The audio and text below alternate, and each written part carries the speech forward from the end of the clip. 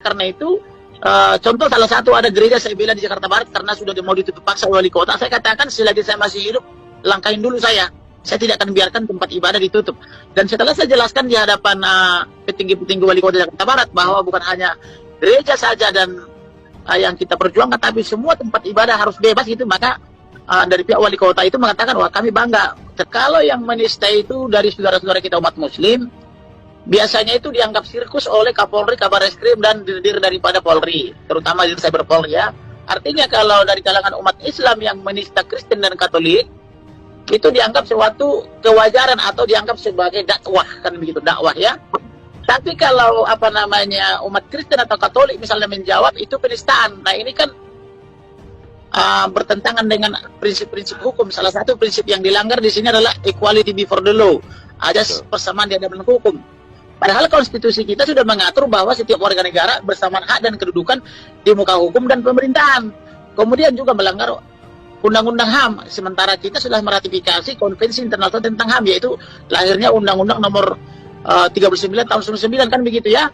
Jadi bahwa apabila umat Kristen digebukin, ditutup gerejanya, sudah 1000 lebih ditutup di zaman Jokowi, itu selalu dianggap biasa-biasa saja, itu sebagai tontonan yang menarik.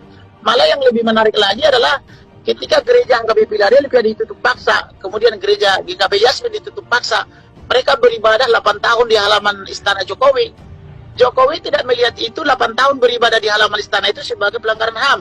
Tetapi ketika Israel dan Palestina baku hantam, Jokowi langsung melihat itu pelanggaran HAM berat. Bahkan uang negara ini langsung dikucurkan oleh Jokowi buat bantu Palestina melawan Israel. Tetapi Jokowi tidak ada membantu gereja misalnya untuk membangun atau mendapatkan izinnya.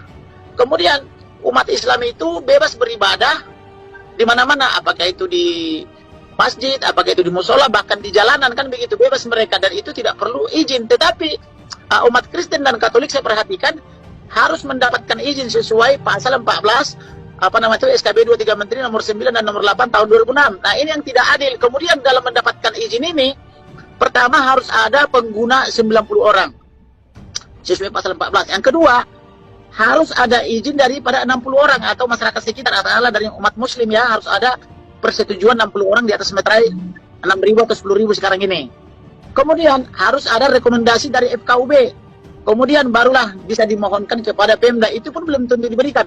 Dan terkadang sudah dapat itu semua, sudah dapat 90, dapat 60, dapat rekomendasi FKUB, sudah dapat IMB, itu bisa dicabut lagi IMB-nya karena ada yang menolak. Misalnya contoh satu kasus di Tangerang Selatan saya temukan ya, karena saya sering membela gereja dan pendeta. Itu sudah keluar IMB dengan cara sudah ada 90 orang pengguna, sudah ada 60 orang menantu ada semeterai, tetapi karena pasca keluar IMB mohon dua restu segera dibangun gereja di Tangerang Selatan itu, karena ada yang mengancam siapa yang telah memberikan izin atau yang 60 orang di atas meterai itu, kalau dia mati tidak dimandikan, tidak disolatkan, tidak ditahlilkan, maka mereka juga pada akhirnya mencabut kembali persetujuan di atas meterai itu. Akhirnya IMB yang sudah dikeluarkan wali kota Tangerang Selatan bisa dicabut kembali gitu loh. Jadi bagaimana berbangsa dan bernegara seperti ini? Hak asasi manusia kita didasarkan pada tanda tangan orang di atas meterai. Sedangkan kita ini bukan anak tiri daripada republik ini. Seperti saya lah misalnya, negara Indonesia ini berdiri karena peran opung saya. Itu selalu saya katakan kepada putra-putri Soekarno karena saya pengacara mereka. Negara Indonesia ini berdiri karena opung saya juga. Kalau ditangkap Belanda waktu itu berjuang, bahkan 2 diantaranya dibunuh. Jadi kami bukan anak tiri ya, tapi anak kandung juga, kan begitu. Tetapi dalam perlakuan Kristen, Katolik, dan agama lainnya itu selalu dianggap bukan anak kandung. Yang dianggap anak kandung hanya saudara-saudara kita dari umat muslim. Ini yang tidak adil. Nah ini yang kita perjuangkan. Nah, ini kan pelanggaran HAM ini. Dan pemerintah selalu pura-pura nutup mata kalau terjadi pengerusakan gereja, seperti katakanlah misalnya kemarin waktu Natalan di Lampung ditutup, kemudian sebelumnya di Damasraya Padang sana, kemudian tahun ini juga Januari di Pulau Batam, udah bahkan minggu lalu di Ranca Ekek Bandung kan gitu, gereja KBP ditutup lagi. Dan pemerintah biasanya pura-pura nggak tahu, jadi artinya punya mata tak melihat, punya telinga tak mendengar, begitu. Ini yang kita anggap sebagai pelanggaran HAM gitu loh. Inilah yang saya minta supaya Pak Saifuddin membicarakan ini di forum internasional, supaya negara-negara beradab memberikan perhatian, sehingga Pak Jokowi tidak hanya melihat bahwa pelanggaran HAM itu hanya ada di Palestina dengan Israel, kan begitu. Begitu kira-kira Pak. Ya, mengapa harus ke Eropa, Pak? Apakah tidak bisa di Amerika saja, Pak? Di Amerika kan ada HAM internasional, ada Amnesty Internasional, Kalau di PBB. pemahaman kita kan begini, negara-negara beradab itu kan selain Amerika kan Eropa, Kanada kan begitu. Jadi supaya lebih kuat, misalnya kalau Eropa bersatu dengan Amerika, memperhatikan kepentingan kita di sini, akan lebih bagus lagi kan begitu. Jadi selain mereka, saya minta supaya berbicara di di Kongres Amerika, dengan cara mencarikan pengacara dan senator di sana, senator yang berpengaruh misalnya dari Demokrat maupun dari Republik, supaya mereka bisa memberikan atensi kepada Bapak Jokowi, supaya Pak Jokowi tidak hanya sibuk membangun infrastruktur misalnya ya, tetapi juga memperhatikan sumber daya manusia, sehingga tidak ada lagi penutupan paksa terhadap gereja-gereja, dan kemudian juga tidak mempersulit perizinan beribadah, karena negara kita kan sesungguhnya kan berdasarkan Pancasila, di mana sila pertama kan ketuhanan yang Maha Esa. Masa kita mau menyembah Tuhan kita pun begitu sulitnya sih, harus mendapat persetujuan dari 60 orang, harus ada 90. Jadi kalau tidak ada 90 nggak boleh memuji Tuhan, kan begitu ya. Kemudian kalau nggak diizinkan oleh 60 orang, kita nggak boleh memuji Tuhan. Lalu di mana makna Pancasila? Sila pertama ketuhanan, sila kedua kemanusiaan yang adil dan beradab, sila kelima keadilan sosial. Di mana unsur keadilan sosial? Kalau kita umat Kristen, Katolik, Hindu, Buddha dilarang beribadah, kan begitu. Jadi artinya saya sebagai advokat, saya merasa berdosa dan merasa bersalah apabila tidak bisa memperjuangkan hak-hak daripada seluruh kaum umat beragama, khususnya minoritas, kan begitu. Oleh karena itu, contoh salah satu ada gereja saya bela di Jakarta Barat karena sudah mau ditutup paksa wali kota. Saya katakan selagi saya masih hidup, langkahin dulu saya tidak akan biarkan tempat ibadah ditutup. Dan setelah saya jelaskan di hadapan petinggi-petinggi wali kota Jakarta Barat bahwa bukan hanya gereja saja dan yang kita perjuangkan, tapi semua tempat ibadah harus bebas gitu, maka dari pihak wali kota itu mengatakan, wah kami bangga, ternyata masih juga dilindungi, gereja juga, vihara juga gitu. Karena kami bilang semua tempat beribadatan harus bebas beribadah, tidak boleh dirusak atau dipersekusi. Nah harusnya sekarang juga begitu segi pemerintah.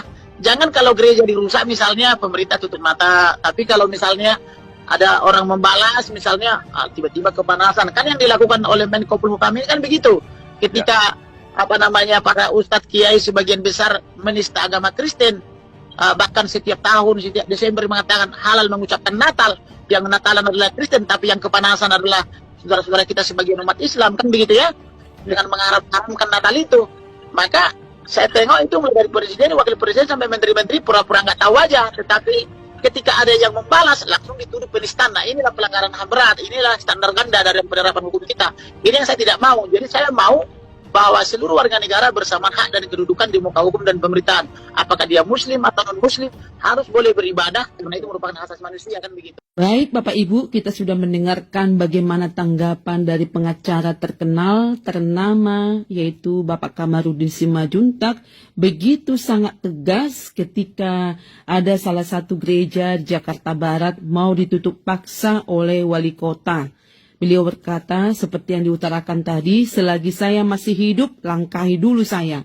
Artinya kalau saya perhatikan, Bapak Kamarudin Simajuntak ini bukan hanya membela masyarakat biasa ataupun orang-orang ternama, orang-orang hebat, tapi beliau juga sangat peduli kepada hamba-hamba Tuhan, gereja-gereja, misalnya kepada Muhammad KC pada waktu itu, bahkan juga gereja yang ditutup paksa, disegel atau dirusak dan sebagainya. Nah, kalau saya lihat beberapa kali Bapak Kamarudin ketika diwawancarai oleh pihak televisi ataupun para YouTuber, beliau tidak pernah takut, gentar, selalu membicarakan apa yang dilakukannya itu selalu berdasarkan iman kepada Tuhan ya. Kepada Elohim, Bapak ini selalu mengucapkan seperti itu. Bahkan ketika memaparkan pendapat, tanggapan, selalu menyampaikan isi firman Tuhan. Walaupun memang tidak disebutkan ayat sekian, tidak. Tapi artinya bukan hanya berkata-kata tentang firman Tuhan, bersaksi tentang keimanan kepada orang lain. Tapi dengan sikap, dengan perbuatan bahwa beliau sangat empati kepada gereja-gereja yang mengalami penganiayaan lah saya bilang ya, atau penutupan, pelarangan untuk beribadah, perusakan dan sebagainya. Nah, beliau selalu hadir untuk membela gereja-gereja ataupun anak-anak Tuhan